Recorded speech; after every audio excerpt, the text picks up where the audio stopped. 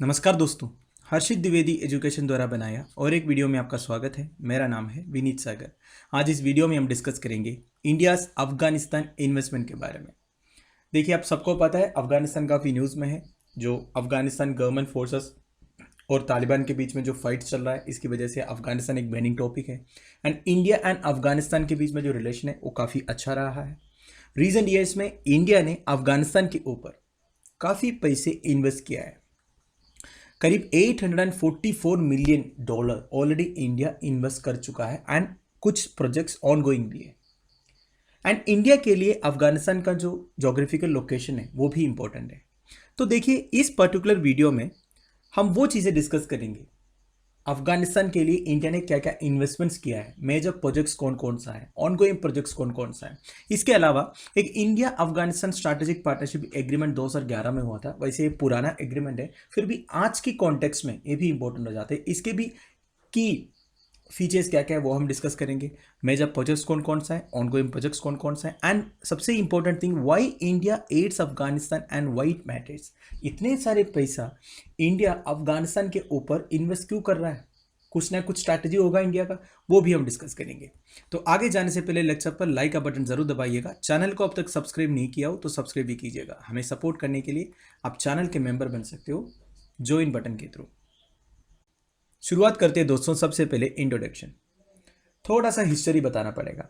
देखिए, 2001 से पहले अफगानिस्तान के ऊपर तालिबान का रेजिम चलता था।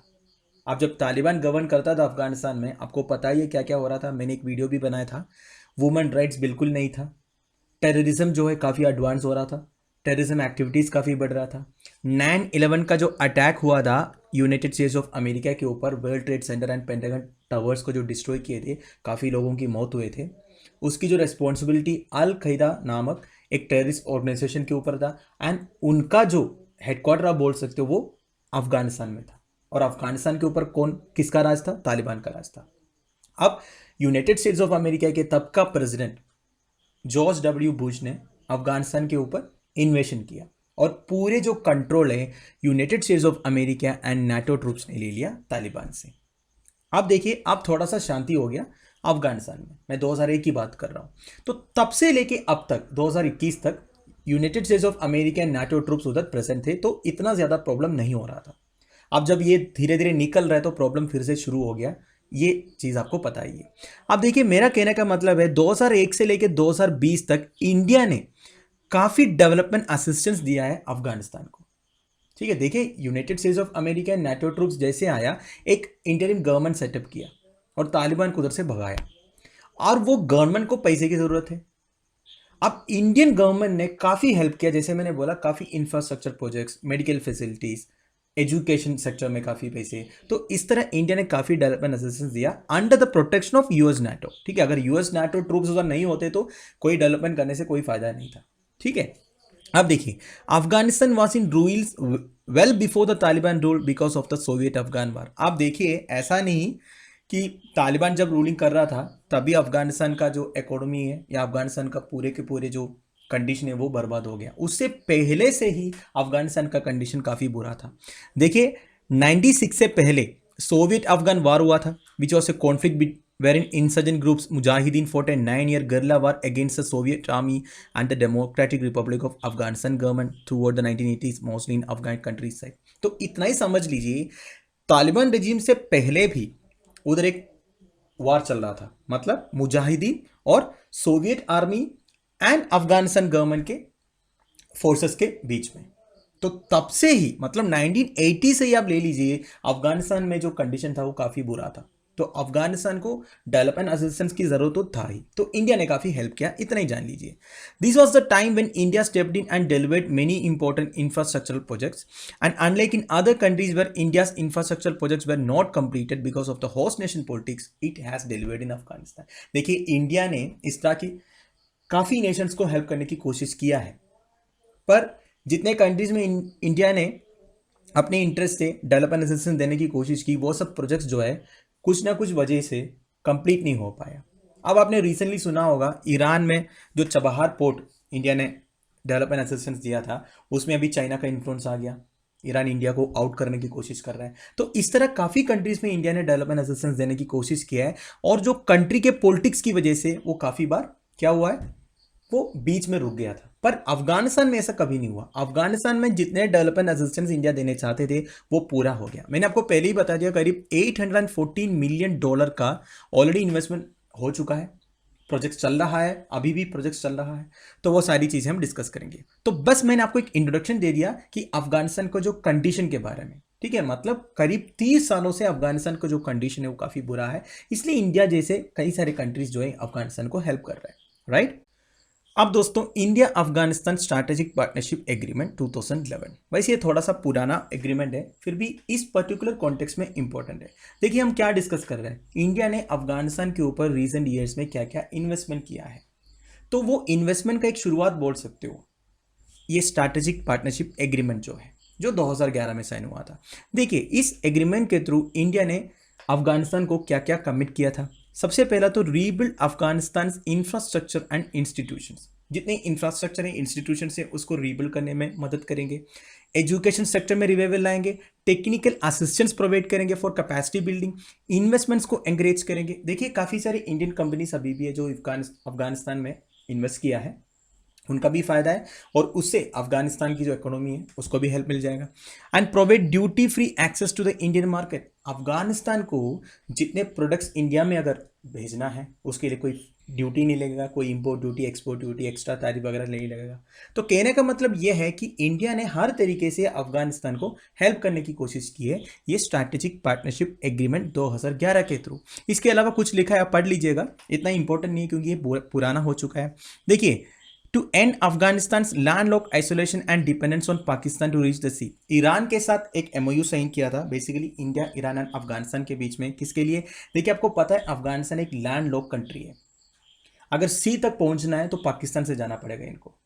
तो वो जो डिपेंडेंस को थोड़ा सा कम करने के लिए एक एमओयू साइन हुआ था, ट्रेड एंड इकोनॉमिक कोऑपरेशन के लिए। MoUs were sign for a mining contract for Hajigak, considered to be the region's largest untapped reserve of iron ore and one in the field of mineral exploration। तो basically जब इस तरह की strategic partnership agreement sign होते हैं उसमें काफ़ी चीज़ें होते हैं, ट्रेड के बारे में, इकोनॉमिक कोऑपरेशन के बारे में, बिजनेस के बारे में, रिसोर्सेज के बारे में। तो ये सारी चीज़ें हुआ था, इसमें ज़्यादा इन डेप्थ जाने की ज़रूरत नहीं है। बस आपको मैंने ये बोला कि हमारी जो इन्वेस्टमेंट की शुरुआत कैसे हुआ, ठीक है। अब दोस्तों सबसे इंपॉर्टेंट थिंग, मैं जब प्रोजेक्ट्स अंडरटेकन बाई इंडिया, जिसके लिए मैंने ये वीडियो बनाया है, there are about 400+ projects that India has undertaken in all 34 of Afghanistan provinces. तो देखिए दोस्तों, अफगानिस्तान में टोटल 34 प्रोविंसेस है। इन 34 प्रोविंसेस में मिला के 400 से ज़्यादा प्रोजेक्ट्स इंडिया ने अंडरटेक किया है। इसमें सबसे इंपॉर्टेंट है सलमा डैम। ध्यान दीजिएगा, Salma dam is very important. 42 megawatt का एक hydro power and irrigation project है। काफ़ी प्रॉब्लम्स हुआ था जब ये बना रहा था, ये सारे प्रॉब्लम्स को ख़त्म करके 2016 में इसको इनॉग्रेट किया गया। एंड अभी इसका नाम है अफगान इंडिया फ्रेंडशिप डैम, इधर लिखा हुआ है, आप देख सकते हो। तो यह है सलमा डैम। दूसरा है Zaranj Delaram highway. The other high profile project was the 218 kilometre Zaranj Delaram highway build by the border roads organisation. Very important point. देखिए ऐसे आपसे क्वेश्चन पूछा जा सकता है कि जो जराज दलाराम हाईवे इंडिया की तरफ से कौन से ऑर्गेनाइजेशन ने बनाया था, तो आप बोल सकते हो BRO, हमारा जो बॉर्डर रोड्स ऑर्गेनाइजेशन है।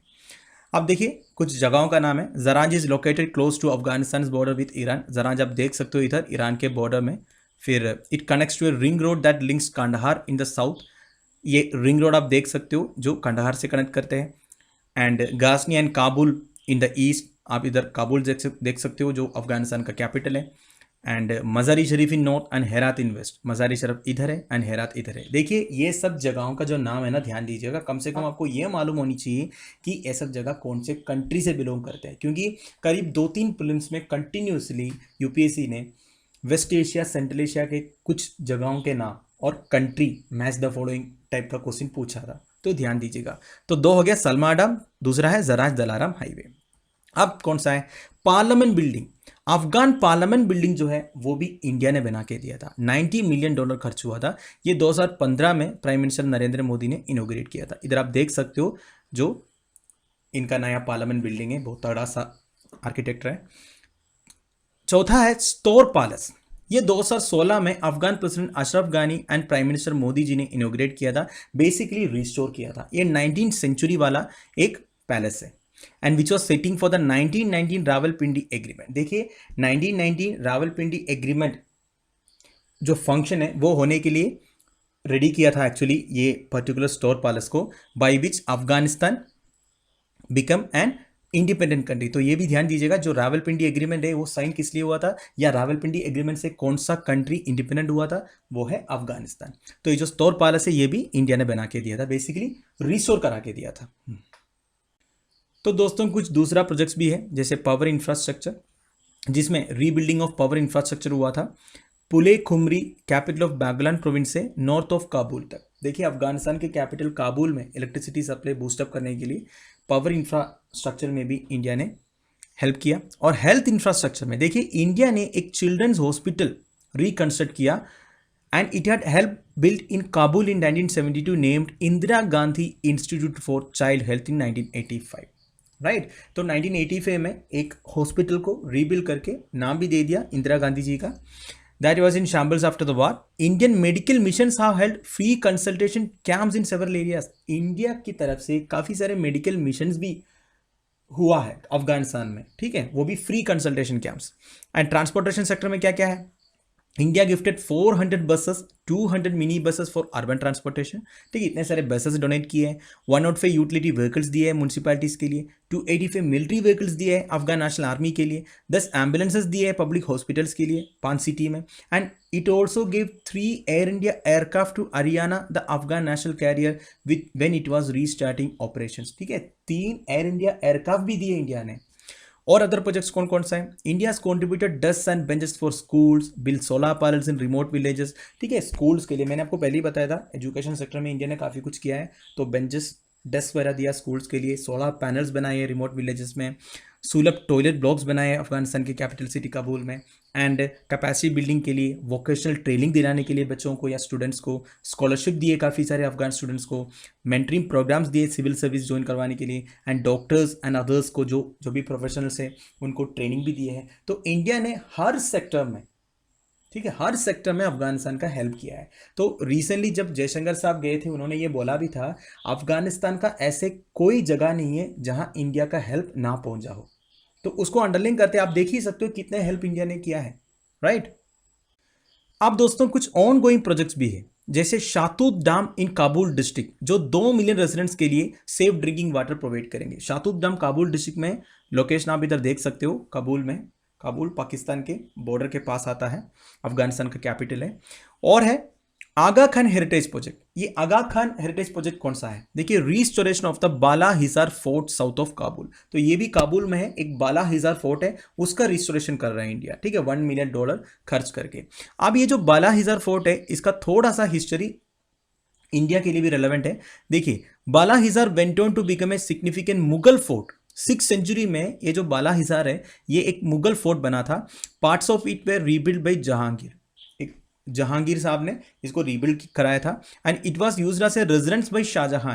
तो शाहजहां ने इसको अपना रेजिडेंस भी बना दिया था। तो इंडिया से कनेक्टेड भी है और इंडिया $1 मिलियन खर्च कर रहा है।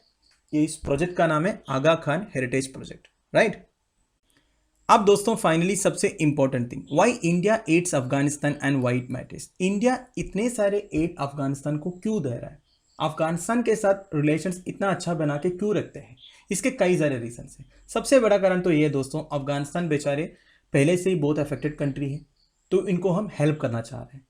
वो रीजन को आप साइड में रखिए। अब दूसरा स्ट्रैटेजीज क्या क्या है वो चेक कर लेते हैं। सबसे पहला thing, Afghanistan is crucial to India's energy security. India की एनर्जी सिक्योरिटी के लिए अफगानिस्तान का जो जोग्राफिकल लोकेशन है दैट इज वेरी इंपॉर्टेंट। एक पाइपलाइन के बारे में आपने सुना होगा, TAPI project, TAPI pipeline project बोलते हैं। ये जो तापी पाइपलाइन मतलब T for Turkmenistan, A for Afghanistan, P for Pakistan, I for India. तो इसका एक मेजर पार्ट जो है अफगानिस्तान से इंडिया की तरफ आता है। तो अफगानिस्तान के साथ अच्छा रिलेशन बनना ही बनना है, तो हमारी एनर्जी सिक्योरिटी की बात है। दूसरा है it also represents investment potential. Indian companies के लिए एक बहुत बड़ा इन्वेस्टमेंट पोटेंशियल है, क्योंकि this country is home to resource deposits worth $1 trillion. United States of America का जियोलॉजिकल सर्वे ने ये बोला था अफगानिस्तान में $1 ट्रिलियन वर्थ रिसोर्सेस है। तो हमारी जो इंडियन कंपनीज है वो उधर इन्वेस्ट कर सकता है, रिसोर्स एक्सट्रैक्ट कर सकता है कि नहीं।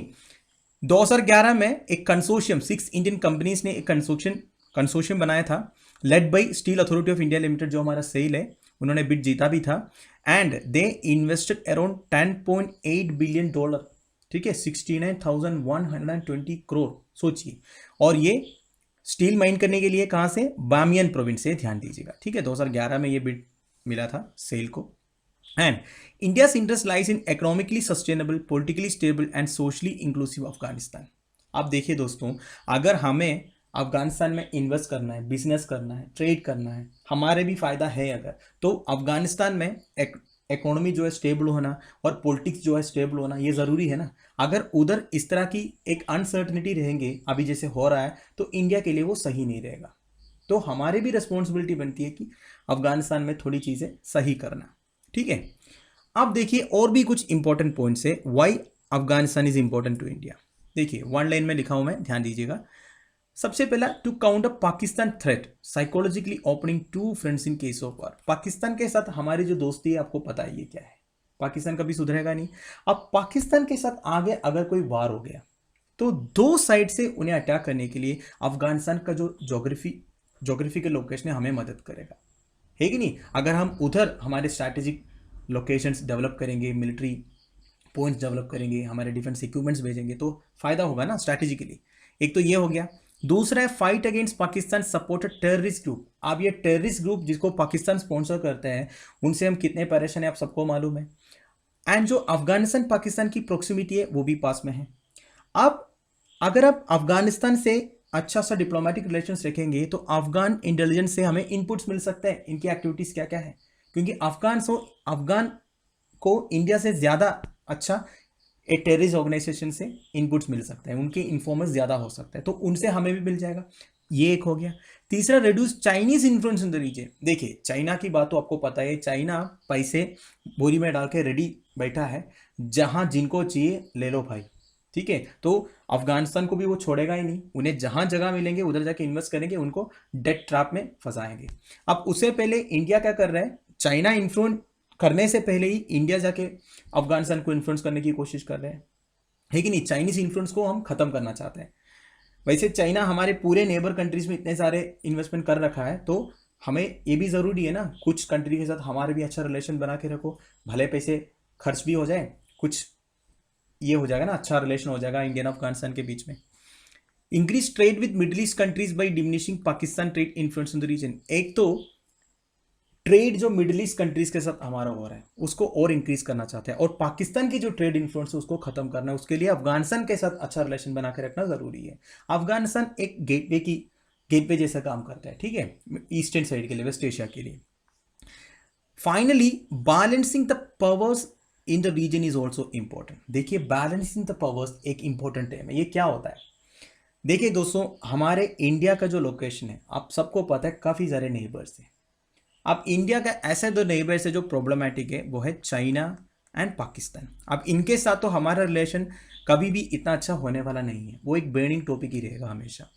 अब जब हमारे नेबर्स के साथ अच्छे रिलेशन हो सारे के साथ तो कोई प्रॉब्लम नहीं है, और चाइना पाकिस्तान जैसे दो वायरस ऑलरेडी है उधर, तो दूसरे जो नेबर्स के साथ अच्छा रिलेशन बना के रखना बहुत ज़रूरी है ना, है कि नहीं। तो इसको बोलते हैं balancing the powers. China Pakistan तो ऑलरेडी अगेंस्ट हो गया, और चाइना पाकिस्तान की जो दोस्ती है वो भी चल रहा है, तो इंडिया को ये भी जरूरी है ना दूसरे नेबर्स के साथ अच्छा रिलेशन बना के रखें, आगे कुछ प्रॉब्लम होगा तो कॉन्फ्रंट करने के लिए कोई तो हमारे साथ भी चाहिए। तो ये सब इंडिया की स्ट्रैटेजी है, समझ में आया आपको। अब दोस्तों मेरा कहने का मतलब ये नहीं है कि इंडिया बस यही रीजंस या यही स्ट्रैटेजीज की वजह से अफगानिस्तान को एड कर रहा है, नहीं, इसका एक ह्यूमैनिटेरियन साइड भी है। इंडिया की हिस्ट्री भी वही रहा है दोस्तों, हमारी कैपेसिटी के हिसाब से जितने कंट्रीज को हम हेल्प कर सकते हैं, स्पेसिफिकली जब हमारी नेबर कंट्री है तो हम करते हैं, ठीक है। तो ये मत सोच के बैठिएगा इंडिया की इतने बड़े स्ट्रैटेजी से इसलिए हम अफगानिस्तान के ऊपर इतने पैसे खर्च कर रहे हैं, जैसे चाइना करते हैं। चाइना का एक ही प्लान है, बस उनको फंसाओ डेट ट्रैप में। पर इंडिया ऐसा नहीं है, इंडिया कभी ऐसे करेंगे भी नहीं और किया भी नहीं है। ठीक है, कुछ ना कुछ स्ट्रैटेजी तो रहेगा ही रहेगा, कुछ ना कुछ फायदा हमें भी होनी चाहिए। जैसे अभी मैंने बोला जो इन्वेस्टमेंट्स कंपनीज कर रहा है, ठीक है, दोनों के लिए फायदा है, राइट। तो दोस्तों that's end of it, A video में इधर फिनिश कर रहा हूँ। आई होप आपको कुछ ना कुछ सीखने को मिला होगा इंडिया अफगानिस्तान रिलेशंस के बारे में, जो प्रोजेक्ट्स इंडिया कर रहे हैं उसके बारे में। देखिए, जितनी चीज़ें आपके एग्जामिनेशन पर्सपेक्टिव में इंपॉर्टेंट है वो सारी चीज़ें मैंने बता दिया। आप नोट्स बना दीजिएगा, आपकी मेंस आंसर राइटिंग में जितने इंपॉर्टेंट पॉइंट्स मैंने बोला है वो सब इनकॉर्पोरेट कीजिएगा। और इस पर्टिकुलर आर्टिकल जो है आपको harshitdwedi.com वेबसाइट में मिल जाएगा। डू विजिट द वेबसाइट, आप उधर से प्रिंट आउट भी ले सकते हो। आप लोगों की वैल्यूएबल सजेशंस एंड कमेंट्स जो है आप मुझे प्लीज़ कमेंट बॉक्स में बता दीजिएगा। Thank you for watching, bye bye, have a nice day.